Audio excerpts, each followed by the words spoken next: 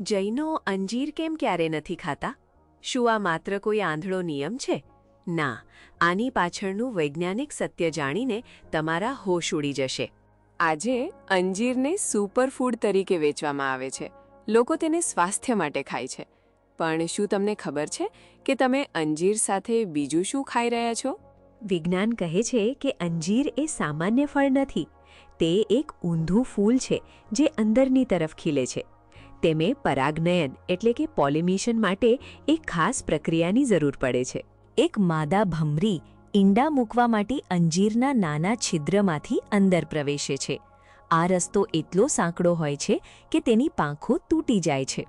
તે અંદર ઈંડા મૂકે છે, પણ બહાર નીકળી શકતી નથી અને અંદર જ મરી જાય છે.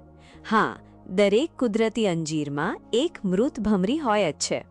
પછી અંજીર ફાઇસીન નામનો એન્ઝાઇમ ઉત્પન્ન કરે છે, જે તે મૃત ભમરીના શરીરને પચાવી નાખે છે. એટલે તમે એક પચેલા જીવજંતુને ખાઈ રહ્યા છો. આધુનિક વિજ્ઞાને આ હમણાં શોધ્યું, પરંતુ જૈન તીર્થંકરોએ 2500 વર્ષ પહેલાં જ આ જોઈ લીધું હતું. તેમણે અંજીરને ઉદુંબર ફળ ગણાવ્યા છે. જૈન ધર્મ મુજબ અંજીર અનંતકાય છે, એટલે કે તેમાં એક જીવ નહીં પણ અગણિત સૂક્ષ્મ જીવો રહેલા છે. તેને ખાવું એ ભયંકર હિંસા છે. માટે જૈનો અંજીર ખાતા નથી. આ કોઈ બંધન નથી, પણ અદૃશ્ય જીવો પ્રત્યેની પરમ કરુણા અને અહિંસાનું ઉત્તમ ઉદાહરણ છે. શું તમને આ સાયન્સ ખબર હતી?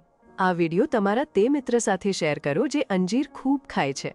કોમેન્ટમાં અહિંસા જરૂર લખજો.